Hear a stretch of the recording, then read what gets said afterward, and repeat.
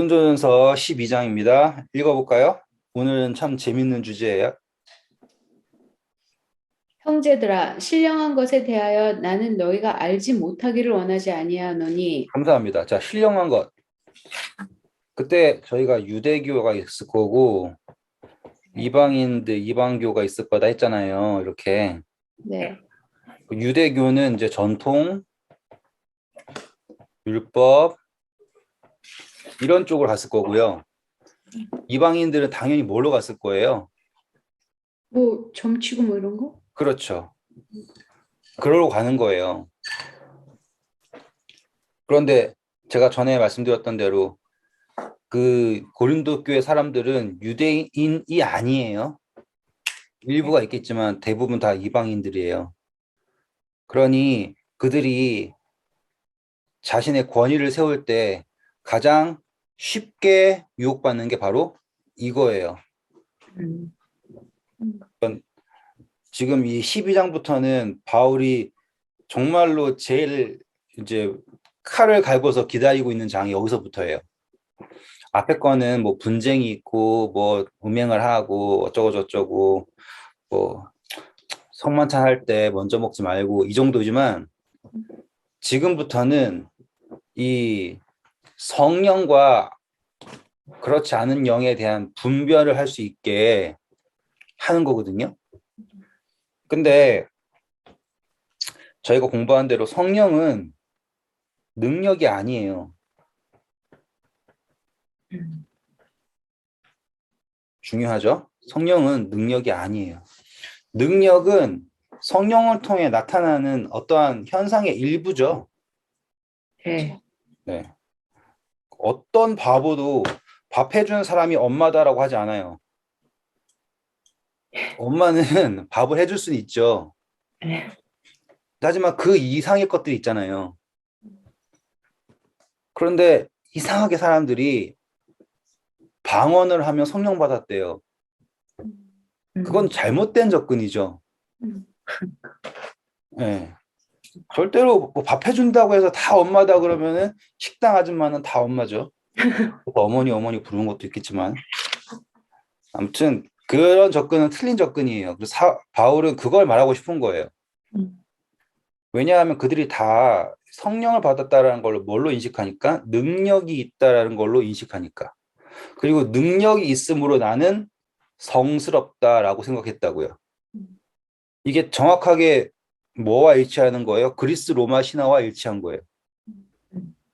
그냥 생긴 거는 똑같은데 좀 특출한 능력이 있으면 신 이렇게 가잖아요. 그러니 교회 내에서도 자신들이 어떠한 능력을 받았으므로 권위를 찾으려고 하는 그러한 현상이 너무나 두드러지게 일어나는 게 바로 고린도 교회겠죠. 요즘에도 이제 한 교파 같은 경우는 이러한 쪽으로 많이 하죠. 그래서 교회를 가서 침례를 받으면 곧바로 몇 가지의 기본적인 것들이 나타나야 돼요. 맞아요. 예? 그런데 이제 거기에 대해서 바울이 이야기하는 게 이제부터 시작이 돼요. 2절 볼게요. 너희도 알거니와 너희가 이방인으로 있을 때 말 못하는 우상에게로 끄는 그대로 끌려갔느니라. 그렇죠. 이방인에 있을 때는 우상들이 말하는 이것도 저것도 아닌 것 소리에 휘둘렸었다라고 얘기하는 거고요. 그 다음.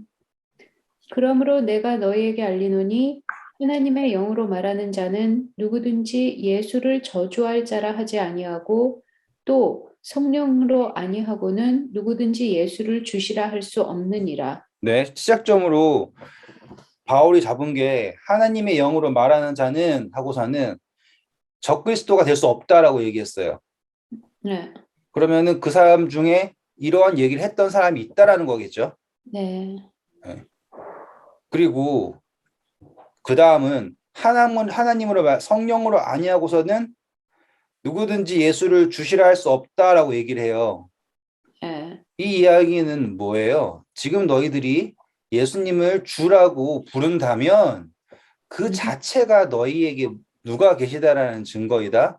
성령. 성령님이 계시다라는 증거이다. 또 다른 무언가를 굳이 찾으려고 할 이유가 없다라는 시작점이에요. 그러니까 참 잘 잡았죠. 음. 그 전에 분쟁이 있다 그랬을 때도 바울이 딱 시작점 뭐 잡고 했어요? 우리라고 딱 잡고 들어가잖아요. 음. 나, 너가 아니라 우리라고 자꾸 들어갔잖아요. 여기도 똑같아요. 능력이라고 하는 것, 성령이라고 하는 것에서 시작점을 또 특별하게 잡는 게 아니라 너희들이 지금 예수 그리스도를 주라고 한다면 그 자체가 너희 안에 성령께서 계시다라는 증거다라고 하고 시작하는 거죠. 똑똑해요. 자, 그러면서 4절 보시면 첫 단어가 뭐예요? 은사. 네. 지금 은사라고 하면서 그거를 이제 능력이라겠죠, 은사. 음. 은사가 어떻다고 합니까? 여러 가지라고. 여러 가지지만 성령은 같다라고 얘기를 해요. 이 이야기가 왜 바울에게 있어 중요하냐면 이방신들은 능력 주는 신들이 다 따로따로죠. 그래가지고 카톨릭 이야기 잘 들어보면 어떤 천사가 나타나서 어떤 힘 주고 어떤 천사가 나타나서 어떻게 도와주고 이런 얘기 들어보셨죠? 나는 뭐 성모 마리아가 나타나가지고 도와줬다는. 그러니까는 다 이 은사를 주는 객체가 다 달라요. 그게 이방신의 접근이에요. 그게 묻어 들어온 게 이 기독교에서 그렇게 된 거고요. 그러니까 바울은 이방신들은 다 주는 사람이 다 달라가지고 넌 누구한테 받고 넌 누구한테 받고라고 얘기하지만 우리가 얘기하는 건 그렇지 않다. 다 누구로부터 왔다? 성령님이라고 하는 한 분에게서 온 것이다 라고 시작을 한 거예요. 다음 볼까요? 은사는 여러 가지나 성령은 같고 직분은 여러 가지나 주는 같으며 또 사역은 여러 가지나 모든 것을 모든 사람 가운데서 이루시는 하나님은 같으니 각 사람에게 성령을 나타내심은 유익하게 하려 하심이라. 네, 자, 그래서 우리가 그냥 알 수 있게 된 거죠. 왜냐하면 바울은 또 우리가 아는 단어를 썼어요. 유익. 그렇죠. 이제는 뭐 바울이 문제를 풀어가는 방식이 보이시죠? 네. 뭐 이런 거는 진짜고 저런 건 가짜다 하지 않고 딱 유익, 성령 딱 이렇게 간다고요. 그러니까 생각하는 방식을 읽으려고 계속 생각하면서 보잖아요. 네. 그러면 바울이 항상 이야기할 때는 총체적인 문제를 해결하는 방법을 일단은 걸어놔요. 우리로 풀 거냐, 성령으로 풀 거냐 이런 식으로 다 걸어놓고 그 다음에 이것이 나에게 있지 않고 모두의 유익에 있어야 된다라고 가는 거죠. 네. 그동안 은사는 다 누구의 유익만 찾았으니까, 나의 유익만 찾았으니까. 이제 그렇게 하면 또 풀리겠죠, 당연히 이제. 네. 네, 보겠습니다. 어떤 사람에게는 성령으로 말미암아 지혜의 말씀을, 어떤 사람에게는 같은 성령을 따라 지식의 말씀을, 다른 사람에게는 같은 성령으로 믿음을, 어떤 사람에게는 한 성령으로 병 고치는 은사를, 어떤 사람에게는 능력 행함을, 어떤 사람에게는 예언함을, 어떤 사람에게는 영들 분별함을, 다른 사람에게는 각종 방언 말함을 어떤 사람에게는 방언을 통역함을 주시나니. 감사합니다. 이 그 번역에 따라 다르지만 킹제임스에서 좋은 점은 모든 것에다가 성령을 통하여라고 붙여놨어요. 그래서 성령으로 말미암아 이거보다 더 중요한 게 성령을 통하여라고 하는 표현이 전 좋은 것 같아요. 그래서 이 은사라고 하는 게 잘 보세요. 은사가 어디에 있는 것 같아요? 은사가요? 네. 자, 은사가 야 나와라. 사람? 나 안에 있는 것 같아요? 어떤 것 같아요? 은사 안에 내가 있나? 성령은? 네. 어떻게 생각하세요? 내 안에 있는 것 같은데요? 아니니까 물어보겠지? 자, 제가 이거를 왜 하냐면 은사라고 하는 게 지금 제가 움직일 거예요. 네. 내 안에 예수님이 있으면 은사가 거기 있는 거 아니에요? 그러니까 아니, 그 은사 안에 내가 있는 것도 되고, 은사 은혜 안에 있는 것처럼, 그 다음에, 기름이니까? 네. 그래서 우리가 성령의 열매랑 성령의 은사 구별했던 거 기억나세요? 지금 은사라고 하는 게 나타나는 게 어디서 나타나요? 안에서 나타나요? 여기서 나타나요? 안에요. 방언을 안에서 해요? 밖에, 밖에서 나타나는. 그렇죠. 아니지. 열매는 바깥이지만 은사는 내 안에 있는 실제로 거야. 나타나는 게 그렇게 나타나는. 아니죠. 열매가 뭐예요? 열매요. 열매는 온유와 절제와 네, 뭐 화평, 그게 뭐 안에 있어요, 밖에 있어요? 밖에. 그 안에 있죠. 안에 있어요? 안에 있지. 뭐 그렇지. 뭐 그 열매는 안에 있구나. 열매는 안에 있고요. 음. 은사는 밖에 있어요. 그래서 병 고치는 거, 대언하는 거, 가르치는 거, 방언을 통역하고 하는 나타나는 것들은 다 어디 있어요? 밖에 있어요. 음, 이거 헷갈릴 거 않는데 우리 공부했었었는데 다시 아니 한번 그냥 생각을 해야 돼요. 뭐 이게 뭐 잘 생각하면 근데 밖에 어떻게 있어도 생각하느냐에 따라서 안에 있을 수도 있고 밖에 있을 수 있다고 말할 수 있는 거 아닌가?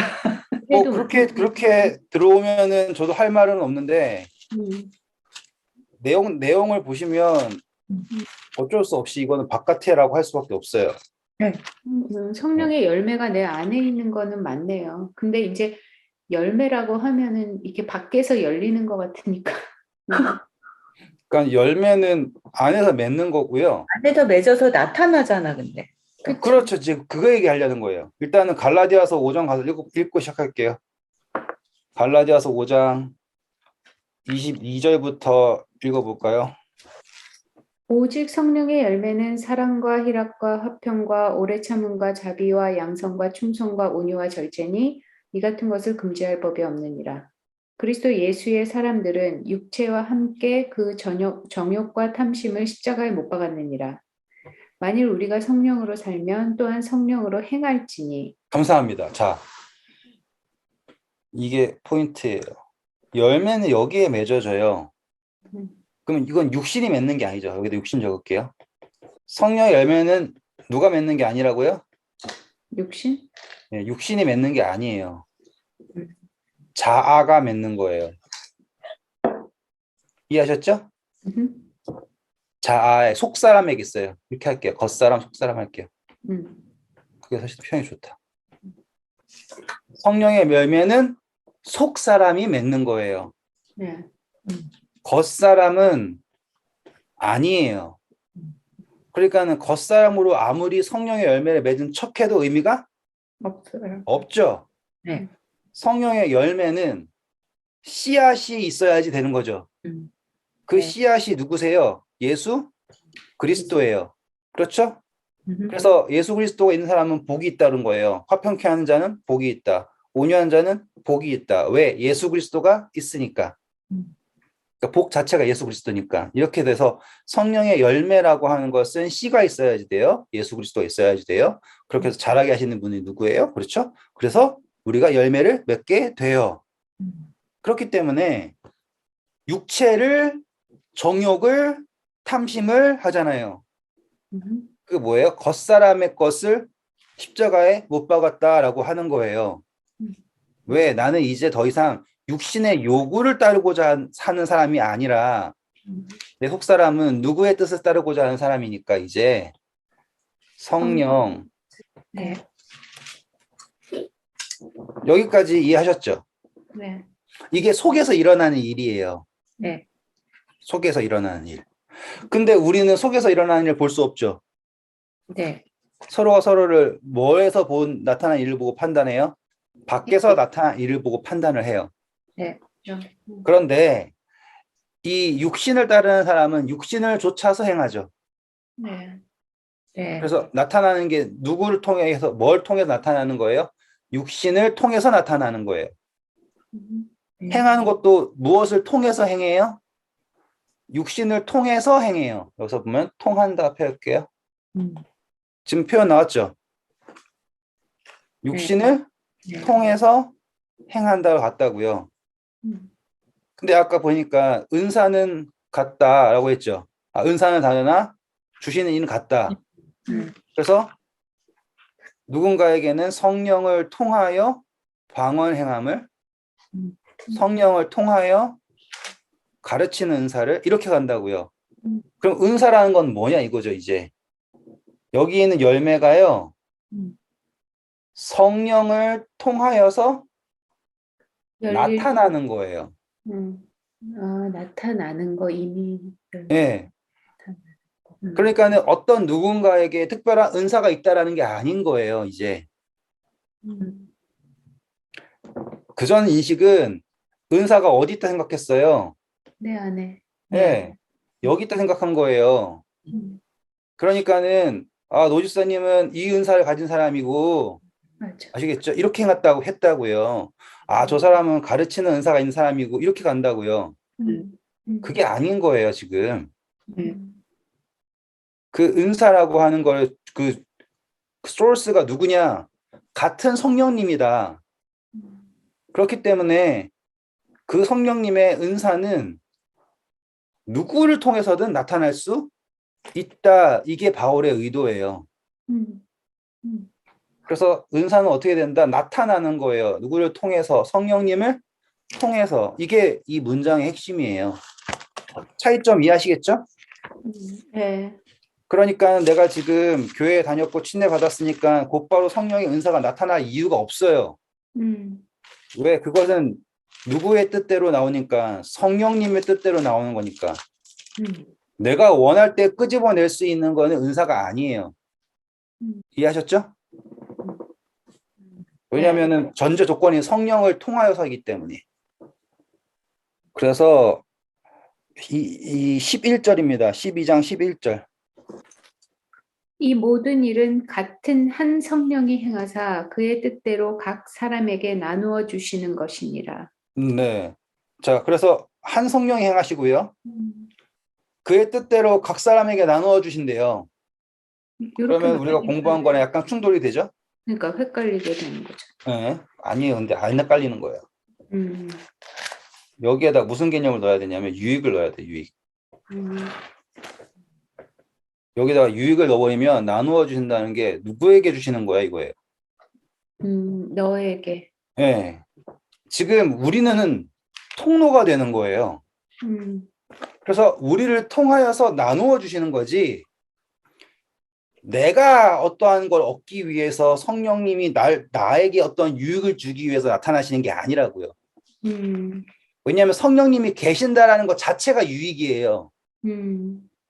그 이상이 필요한 게 아니죠. 맞나요? 네. 그래서 지금 후반부에 가면 바울이 계속 얘기하는 게 뭐냐면 방언은 자기를 높이지만 예언을 하는 것은 덕을 세운다라고 얘기하는 이유가 지금 바울은 거기에 바울이 이해하고 있는 건 분명해요. 그 이방신들이 하는 거 그대로 따라하는 거는 다 가짜니까 하지 마. 이거 하고 싶어요. 솔직히 말하면 그 사람은. 그런데 그렇게 얘기하면 사람들이 다 들고 일어날 게 뻔해요. 그러니 그것을 구분할 수 있는 선을 만들어줘야 되잖아요. 그러면서 시작을 한 게 성령님은 같다. 그리고 모든 은사는 누구를 통해서 나타나는 거냐면 성령님을 통해서 나타나는 거다. 너가 그 능력을 쥐고 있는 게 아니다라는 그 지금 바탕을 깔고 있는 거예요, 지금. 되게 아주 뭐랄까요, 유연하게 들어가고 있는 거죠. 그런데 이미 포인트는 다 들어가 있어요, 벌써. 그러니까는 좀 깨인 사람이 읽었으면은 바울이 뭔 얘기하는 줄 알아야 되는데 이게 사람이 한번 이렇게 고집 부르면 안 읽잖아요. 그러면 안 되는 거죠. 지금도 똑같아요. 이건 내 은사 이러고 있어. 저한테는 하나님께서 치유의 은사를 주셨습니다. 그건 말도 안 되는 소리예요. 은사는 이렇게 때에 따라서 바뀔 수 있는 거 아니에요? 그렇죠. 그 은사가 나한테 계속 영원히 있다라는 게 아니에요. 나는 하늘나라 가서도 치유할 사람이 아니라고요. 그러니까. 그러니까 나한테 맞아. 네. 무슨 은사를 줬다는 말 자체가 말이 안 되네요. 왜냐면 네, 맞아요. 가만히 생각해봐도 하나님이 너한테는 병 고치는 거 주고, 쟤한테는 뭐 돈 버는 거 주고, 한테는 뭐 가르치는 거 주고, 그거는 옛날에는 맞다고 생각했는데 말도 안 되네요. 그렇죠. 음, 그게 이제 나누어 주셨다라는 거, 우리를 통하여서 나눠주는 우리가 통로가 되는 거지. 우리가 어떠한 무슨 아이돌 그룹처럼 난 여기서 뭘 맡고 있는 누구예요 이렇게 소개하려고 하나님이 지구방위대를 모으려고 성령의 은사를 주는 게 아니라고요. 정말 말도 안 되는 소리를 그렇게 생각하고 있었네요. 네. 그렇게 이해해 주시면 감사하고요. 음, 음, 근데 이게 그렇게 이해하는 것보다 지금 우리가 이렇게 이해하는 게 훨씬 더 자유롭고요.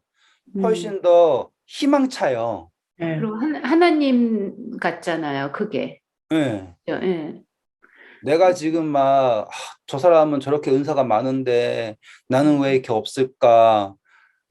그 이야기 할 이유도 없고 교회 가면 맨날 듣는 거 달란트 비유 들으면서 여러분 한 달란트 받았지만 그래도 땅에 숨기지 말고 사용하셔야 돼요. 그거 자체가 말이 안 되는 소리예요. 맞아요. 완전 어그리예요, 그거는. 네, 그게 아니에요. 음, 하나님은 똑같이 주시고요. 음, 그리고 그분이 유익을 위하여 나타내실 때 우리가 하나님 사용하세요. 그러면 하나님은 언제든 어떻게든 사용하실 수 있는 거예요. 음. 그게 연약함의 뜻이거든요. 약간 은사랑 달란트는 조금 또 다른 것 같죠? 달란트는 각 사람이 갖고 있는 달란트가 좀 다르잖아요, 그죠? 우리 그 달란트 비유했을 때 잠깐 했었는데 음, 달란트랑 은사랑 음, 다르다고 할 수가 없는 게 음. 맡겨진 바라고 하는 거거든요. 맡겨진 바. 형식. 네, 달란트라고 하는 게 맡겨진 바예요. 근데 보시면 여기에 그의 11절 보면 한 성령이 하사 그의 뜻대로라고 했단 말이죠. 예. 네, 뜻대로예요.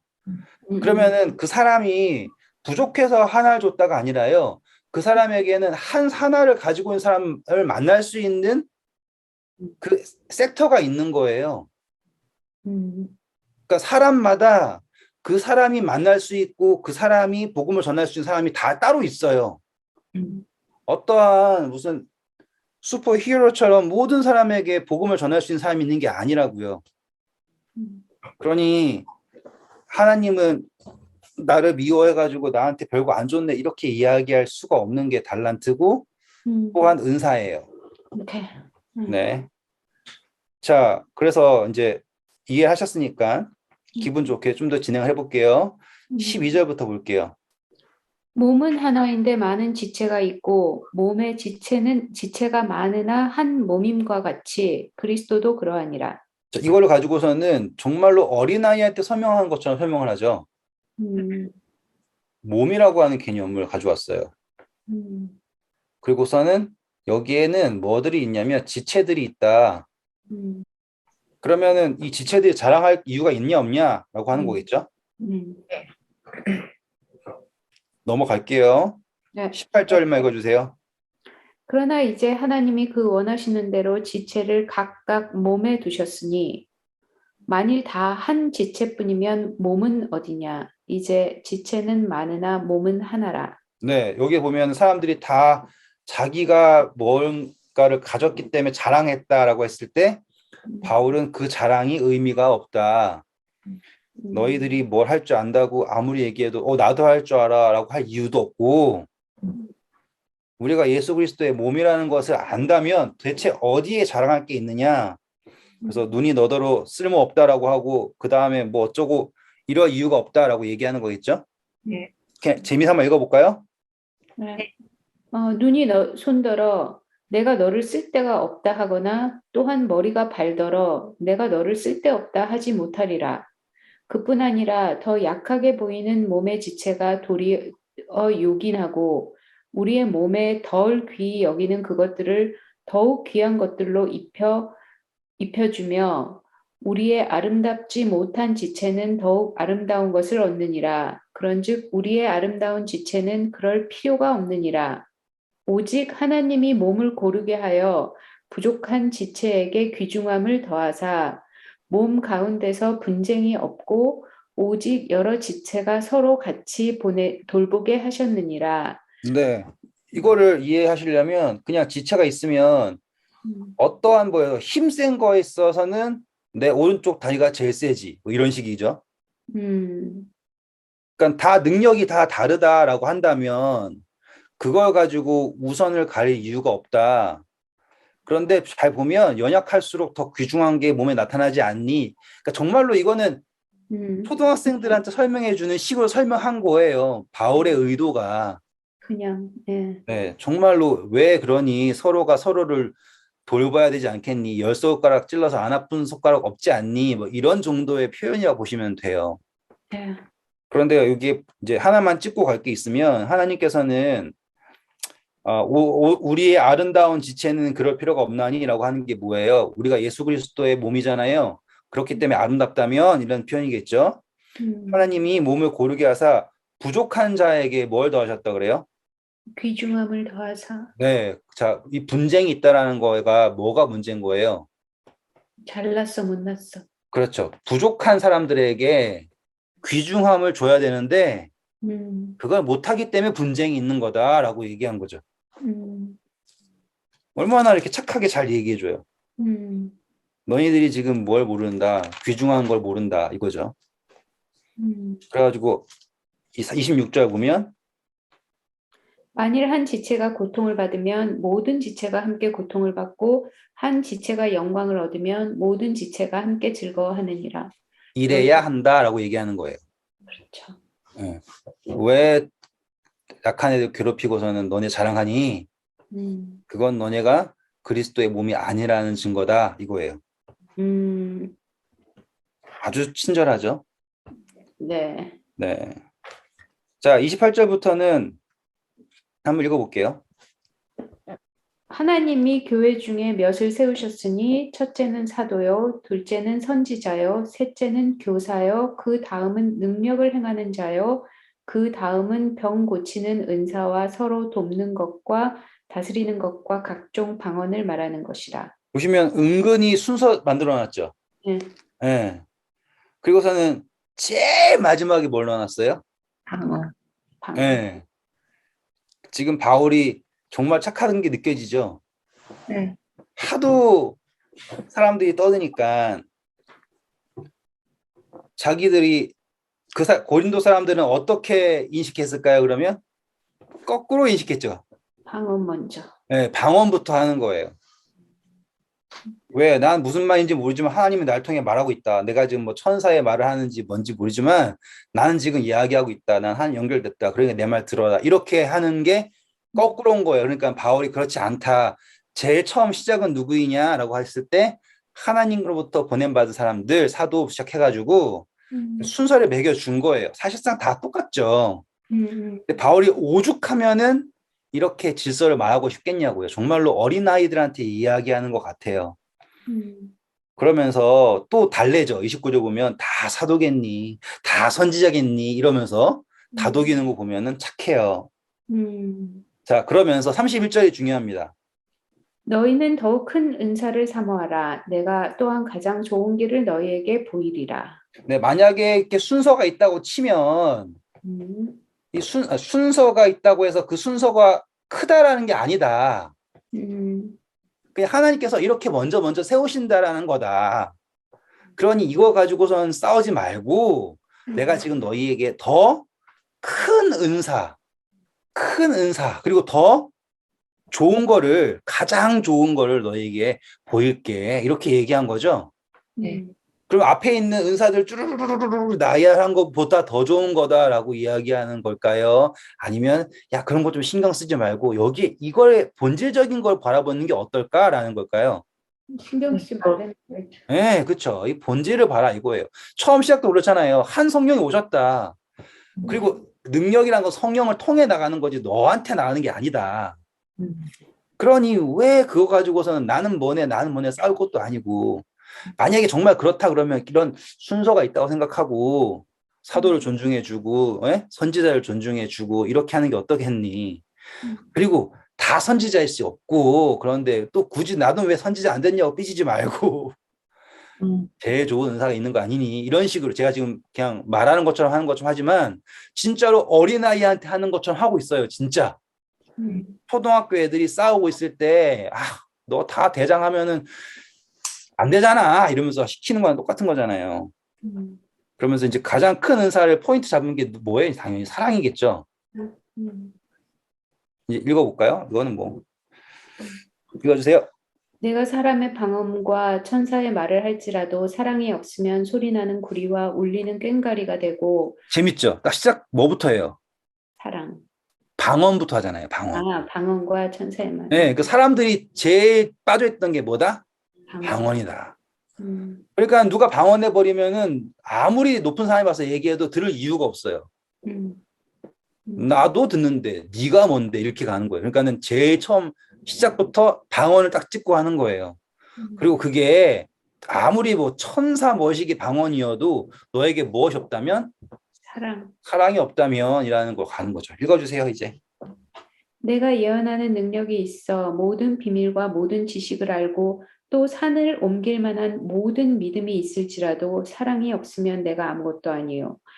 내가 내게 있는 모든 것으로 구제하고 또 내 몸을 불사르게 내줄지라도 사랑이 없으면 내게 아무 유익이 없느니라.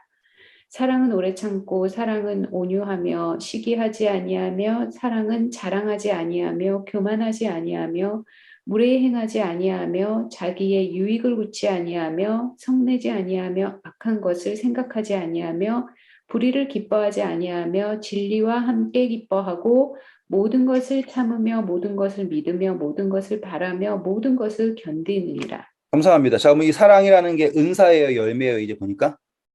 열매. 네, 열매죠. 네. 네. 여기에 여기. 네.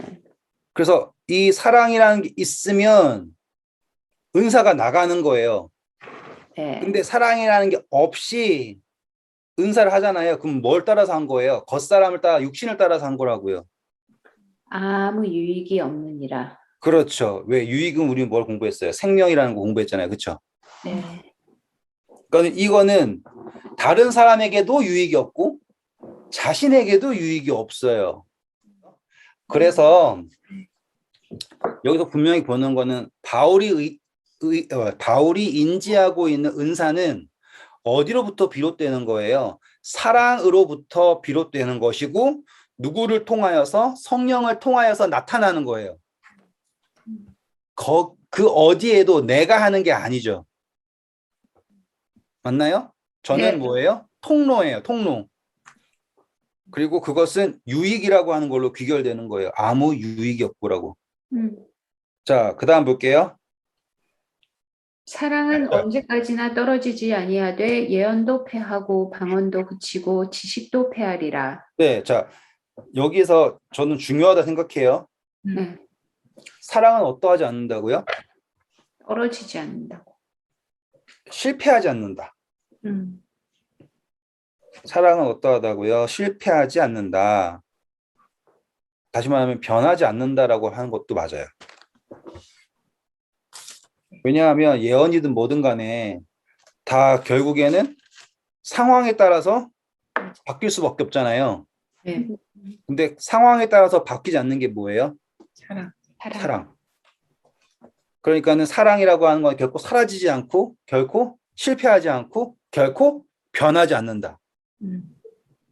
그렇다라는 것 자체는 이 사랑이라는 게 우리에게 준 가장 궁극적인 열매라는 거가 나타나는 거죠. 그다음 볼게요. 우리는 부분적으로 알고 부분적으로 예언하니 온전한 것이 올 때는 부분적으로 하던 것이 패하리라. 내가 어렸을 때는 말하는 것이 어린아이와 같고 깨닫는 것이 어린아이와 같고 생각하는 것이 어린아이와 같다가 장성한 사람이 돼서는 어린아이의 일을 버렸도다. 네, 지금 보면 뭐 여러 번 했었어요. 이거 우리 온전한 것이 있다, 부분적인 것이 있다라고 얘기를 해요. 근데 우리가 이 온전한 거를 요것만 딱 떼서 보면 헷갈릴 수 있지만 지금 방금 문맥에서 바울이 언급한 게 뭐예요? 사랑. 네, 사랑이라는 거예요. 그러면 지금 우리는 사랑이 온전한 사랑이 있을 거고요. 이렇게 구분 지을 수 있겠어요? 온전한 것이 올 때 부분적으로 하던 것 패한다라고 나오죠. 그러면 이거를 사랑에 연결시키면은 온전한 사랑과 부분적 사랑이라는 것도 이해하실 수 있겠어요? 네, 문맥이잖아요, 지금 우리는. 그 전에 우리가 묵상했을 때는 온전한 거 예수님 그분 오셨을 때 우리가 마음대로 믿고 있던 것들이 뭐 이렇게 했었고 지금은 이 문맥상에서 사랑이라고 하는 접근에서 온전한 사랑과 부분적인 사랑이라고 하잖아요. 네. 일단은 우리가 지금 사랑한다고 하는데 우리가 온전히 사랑하나요? 부분적으로 사랑하나요? 하잖아요. 부분적. 우리 당연히 부분이에요.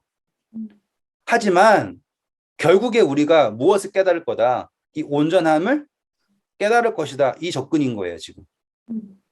그러면 문맥도 맞고 우리에게 시사하고자 하는 의미도 분명하게 전달이 되잖아요. 네. 그러니까 지금 제가 10절 읽어볼까요? 9절부터 10절 읽어볼게요. 킹제임스로 한번 볼게요. 이는 우리가 부분적으로 알고 부분적으로 예언하나 완전한 것이 오면 부분적인 것이 없어질 것임이라 라고 나왔어요.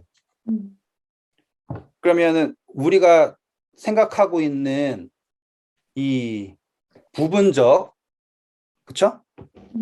이것들이 완전한 것이 오면 어떻게 된다고 나왔어요, 그러면?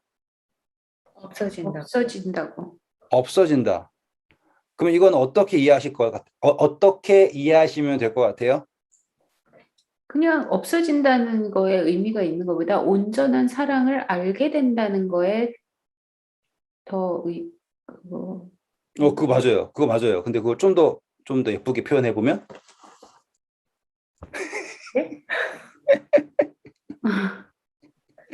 잘 이해하셨는데 이걸 좀 더 약간 그럴듯하게 표현하신다면 예. 예수님의 사랑을 그냥 온전하게 된다고. 완전히 담게 되는 거. 더 이쁘게. 나름 머리 굴린 거야. 다른 건 뭐 말할 게 어디 있어. 온전한 사랑이라는데 내가 모르는 건데 뭐 온전한 사랑 어떻게 생긴 건지. 그러니까는 알게 된다는 거 아니야? 네, 그게 다음 절 보면은 나오니까 그렇게 하는 거죠. 거울 보는. 어른이 되는 거 그때 예, 그러니까 얼굴과 얼굴을 대하여 보게 되니까 그러니까 어른이 된다, 그러니까 장성한다 이거예요. 지금 나는 이 부분적인 것이 뭐냐면 아직 내가 성장하지 않은 것뿐인 거예요. 이해하셨죠? 네. 그러니까 이제 장성한다라고 하는 개념이 가는 거죠. 그럼 이게 없어진다 개념이 아니죠. 우리가 어렸을 때 했던 게 다 사라지는 게 아니잖아요. 네. 그걸 포함하죠. 네. 네, 네. 그럼 이해하실 수 있겠죠? 네. 좀 더 예쁜 표현이죠? 네, 그럼 거기서 어디 같은데. 아니 뭐 성경적인 무시무시하게 의미는 같지만 음. 뭐라고요? 좀 더 성경적인 표현입니다. 그 다음. 그렇지. 예. 자, 왜냐하면 지금은 우리가 부분적으로 아나 그때는 어떻게 한대요? 밝히 거울과 거울을 보는 것 같이 희미하나 그때는 얼굴과 얼굴에 대하여 볼 것이요 온전히 알리라. 누가 아는 것처럼? 주께서 나에게 하신 것처럼. 그렇죠. 지금 이 사랑이라고 하는 개념이에요. 다시 우리 예전에 썼을 때는 이거를 율법도 했었고 뭐 여러 가지 적용했었지만 지금 사랑이라고 하는 개념에서 우리가 형제를 어떻게 사랑하냐면 부분적으로 간다고 해요. 근데 나중에는 이 부분적인 것을 다 폐해요. 왜 온전한 사랑을 배우게 되니까. 그런데 그때 내가 사랑하게 되는 거는 어떻게 사랑하게 되는 거냐면 그전에는 내 거울 보고서 내 눈에 들보 보고 못 보고 남의 티끌 보고 이런 식이잖아요. 근데 예수님이 나를 보시는 것처럼 사랑한대요. 그게 온전한 사랑이에요. 그러면 접근할 수 있겠죠.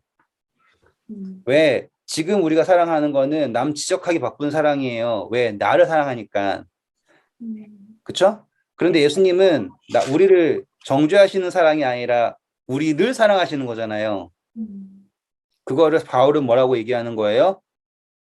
어른, 장성한 사랑, 완전한 사랑. 그래서 온전한 것이 오면 부분적인 것을 패하게 된다라고 하는 게 그만하게 된다라고 하는 게 말한 이 의미예요.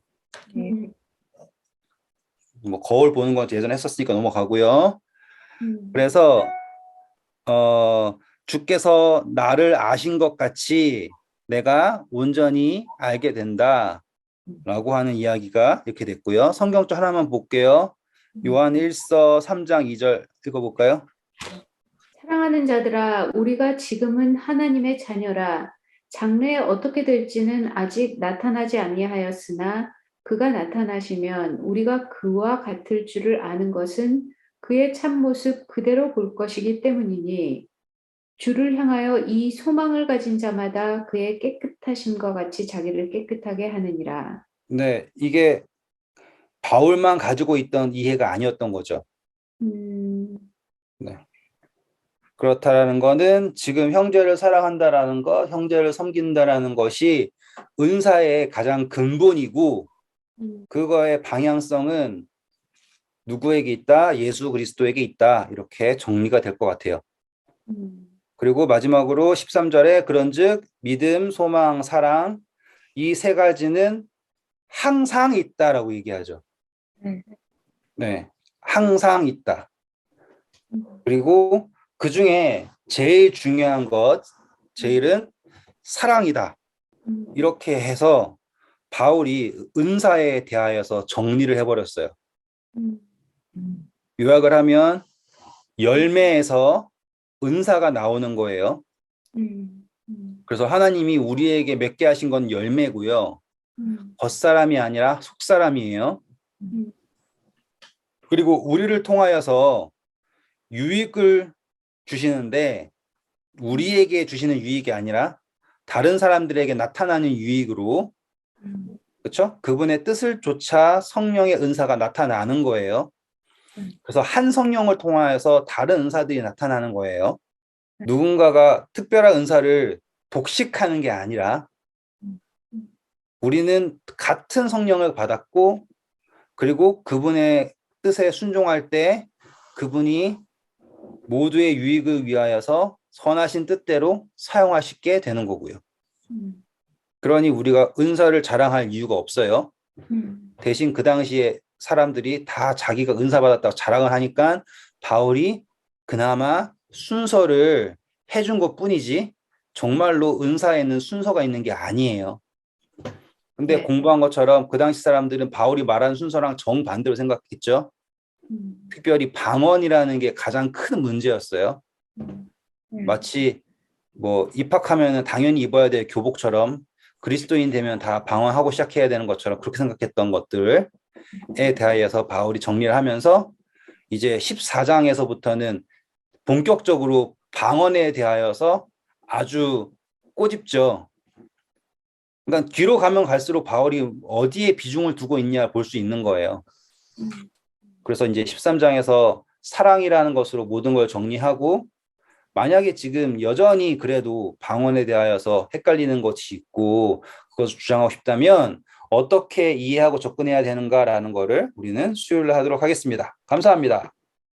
감사합니다.